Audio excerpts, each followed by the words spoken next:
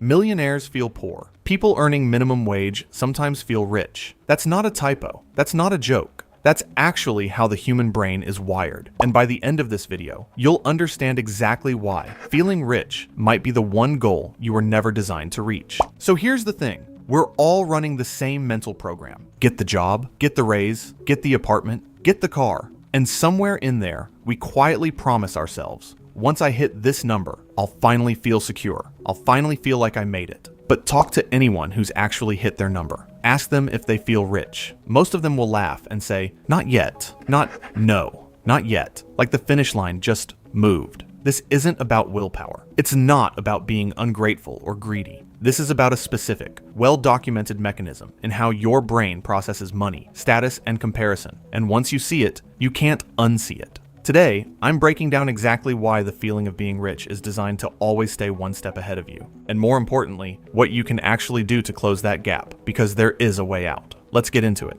Step 1. The hedonic treadmill. There's a term psychologists use called the hedonic treadmill. Basically, humans have a baseline level of happiness they always return to, no matter what happens. Win the lottery, 6 months later, your happiness is back to normal. Lose a leg in an accident? Studies show that within a year or two, happiness often returns close to baseline too. Money works exactly the same way. You get a raise, you feel amazing for maybe 2-3 weeks. Then, your brain quietly resets the bar. That new salary isn't exciting anymore. It's just your salary. You're not richer than before in your feelings. You just adapted. And adaptation is the enemy of feeling rich. Because feeling rich requires a constant sense of more than before. And your brain refuses to let anything stay more than before for long. Step 2. Rich is not a number. It's a comparison. Here's something wild. Almost nobody defines rich using an absolute number. They define it relative to the people around them. There's actual research on this. Ask people making $50,000 a year what rich means. They'll say something like $150,000.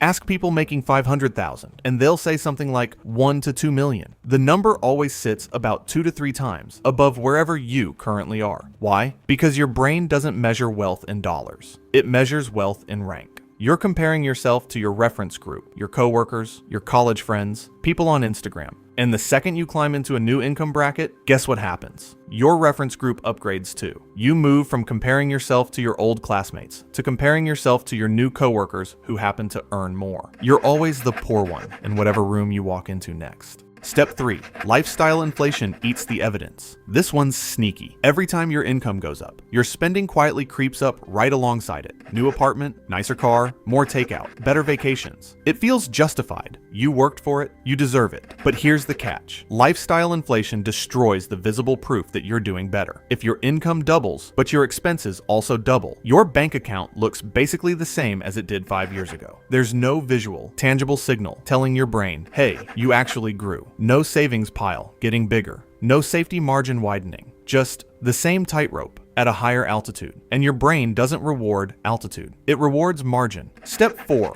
Nobody sees your bank account. Here's a brutal truth. Wealth is invisible. You cannot see someone's savings account, their investment portfolio, or their debt. What you can see is their car, their clothes, their apartment, their vacations on Instagram. So without realizing it, your brain starts using visible spending as a stand-in for actual wealth. The problem? The people who spend the most visibly are often the ones with the least actual security, because they're the ones stuck on the lifestyle inflation treadmill from step 3. Meanwhile, plenty of quietly wealthy people drive a 10-year-old car, and you'd never guess they have 7 figures in the bank. So we end up comparing ourselves to an illusion, a highlight reel of spending, instead of comparing ourselves to actual financial reality. And against an illusion, you will never win.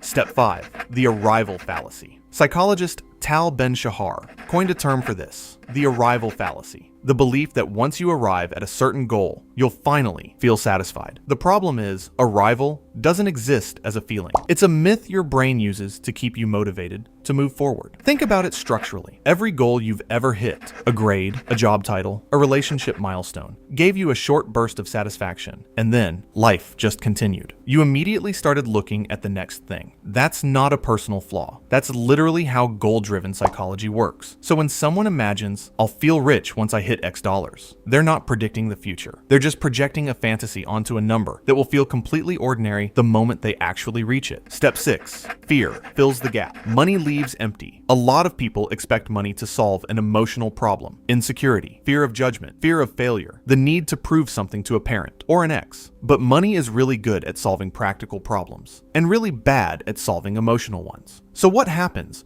when someone with unresolved insecurity gets more money? The insecurity doesn't disappear. It just finds a new place to live. Now, instead of worrying about paying rent, they're worrying about whether their portfolio is big enough, whether their house is impressive enough, whether they're keeping up with people who have even more. The dollar amount changed. The underlying feeling of not enough didn't. That's why you'll meet people worth $10 million who are terrified of becoming poor. The fear was never really about the money.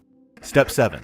Attention is the real currency of feeling rich. Here's something almost nobody talks about. The feeling of being rich is far more tied to your attention than your account balance. If you spend 2 hours a day scrolling past people's vacations, new cars, and business wins, your brain is constantly being fed evidence that you're behind, regardless of how much you actually have. This is measurable, by the way. There's real research linking heavy social media comparison to lower financial satisfaction, independent of actual income. Two people with identical salaries can have completely different levels of feeling rich, purely based on what they choose to look at every day. One's watching people flex. The other is watching their own progress. Same money. Two totally different emotional realities. Step 8. The way out. Redefining the game. So if chasing a number will never get you there, what actually works? 3 things, based on what actual research on happiness and money agrees on. First, switch from comparison to progress. Instead of asking, how do I compare to them? Ask, how do I compare to me a year ago? Progress against yourself is a race you can actually win. Second, build margin, not lifestyle. Every raise, put a chunk straight into savings or investments before your lifestyle sees it. That growing margin is the tangible proof your brain is actually craving. Way more satisfying than a nicer car that gets adapted to in 3 weeks. Third, curate what you compare yourself to. Mute the accounts that make you feel behind. Follow people a few steps ahead of where you actually want to go, not people flexing an unrealistic top 0.1%. Your brain will always compare. Your job is just to feed it something worth comparing to. Here's the real point of everything we just went through. Feeling rich was never a destination. It was a moving target your brain built specifically so you'd keep working, keep growing, keep striving. That's not a bug. It kept our ancestors alive and motivated for thousands of years. But it also means chasing a specific number to finally feel secure is chasing something that will always sprint 2 steps ahead of you. Friends, if you watched this video to the end and you liked it, please hit the like button and subscribe. There's more interesting content coming.